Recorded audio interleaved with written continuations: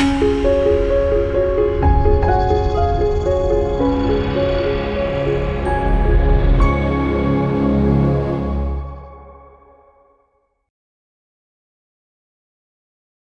మాత్రం. నేను మీ journalist Navata. Welcome to R voice.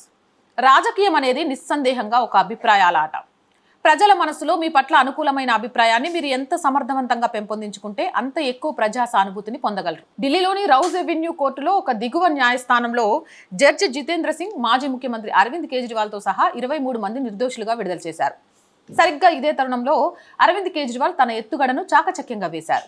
ఆయన మీడియా కెమెరాల ముందు బహిరంగంగా కన్నీరు పెట్టుకున్నారు. ఆయన ఏ ఆట ఆడుతున్నారో ఆ రోజే స్పష్టమైంది.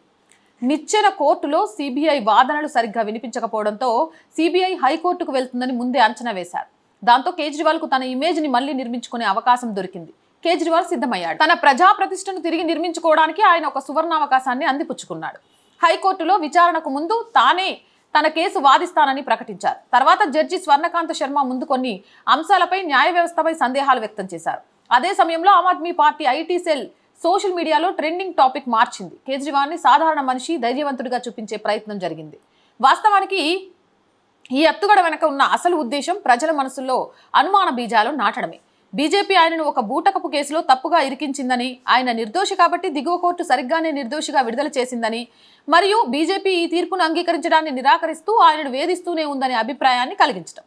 న్యాయమూర్తి గనక ఆర్ఎస్ఎస్ లేదా బీజేపీతో కుమ్మక్కై ఉంటే వారు నిరపరాధి అయిన కేజ్రీవాల్ని ఇరికించడానికి తప్పకుండా కుట్ర పన్నుతారని ప్రజలను నమ్మించేందుకు ఈ కథనం రూపొందించబడింది. ప్రస్తుతం ఆయన ప్రతిష్టకు అంటుకున్న అవినీతి మచ్చను తొలగించుకోవడానికి ప్రజల సానుభూతిని ఉపయోగించుకోవడమే దీని అంతిమ లక్ష్యంగా కనిపిస్తోంది. ఇక ఢిల్లీలో లెఫ్టినెంట్ గవర్నర్కి కేంద్ర ప్రభుత్వానికి మధ్య ఉన్నట్లుగా భావించబడుతున్న విభేదాలను చాకచక్యంగా వాడుకొని ఆయన పూర్తి దశాబ్దం పాటు అధికార ఫలితాలను విజయవంతంగా అనుభవించారు. అరవింద్ కేజ్రీవాల్కు అధికార యంత్రాంగం మరియు న్యాయ వ్యవస్థపై లోతైన అవగాహన ఉంది.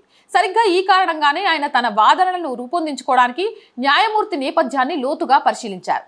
ఆయనకి ఈ కేసులోని వాస్తవాల గురించి, ముఖ్యంగా నిజంగా కుంభకోణం జరిగిందా లేదా అనే విషయాలపై పూర్తిగా తెలుసు. మరియు నిజంగా బూటపు కేసు ఇది ఇంత సుదీర్ఘకాలం పాటు నిలవదని కూడా ఆయనకు తెలుసు. మొత్తానికి రాజకీయాల్లో నిజం కంటే ప్రజల మనసుల్లో ఏర్పడే అభిప్రాయమే ఎక్కువ ప్రభావం చూపుతుందని మరొకసారి నిరూపితమైంది. మోర్ వీడియోస్ కోసం R group of channels, R voice, R political, R సంస్కృతి 3 ఛానల్స్ వెంటనే సబ్స్క్రైబ్ చేయండి. అండ్ కంటెంట్ బాగుంది అనిపిస్తే లైక్ చేయండి, షేర్ చేయండి. అండ్ రోజు చెప్తుందేనండి, ఆర్ వాయిస్ని ఆర్థికంగా ఆదుకునే బాధ్యత మీదే. చాలా సమస్యలతో ఉక్కిరిబిక్కిరవుతూ ఆర్ వాయిస్లో కొంత వీడియోలు ఆలస్యం అవ్వడానికి కూడా అదే కారణం అవుతుంది. దయచేసి మీ తోడ్పాటు ఈరోజు ఆర్ వాయిస్కి చాలా అవసరం. చేస్తారు అని ఆశిస్తున్నా. మీరున్నారు కాబట్టి ఈ ఛానల్ ఉందని మరొకసారి గుర్తు చేస్తున్నాం. ఆర్థికంగా సపోర్ట్ చేయాలి అంటే సబ్స్క్రిప్షన్ పక్కనే జాయిన్ అనే బటన్ ఉంది. 1 to 5 లెవెల్స్ ఉన్నాయి. ఏదో ఒక లెవెల్లో సపోర్ట్ చేయండి. లేదా స్క్రీన్ మీద గూగుల్ పే, ఫోన్పేతో పాటు అకౌంట్ డీటెయిల్స్ ఉన్నాయి. మీకు తోచిన సహాయాన్ని అందించండి. వ్యాపార ప్రకటనల కోసం 8328500576 నెంబర్ని సంప్రదించండి.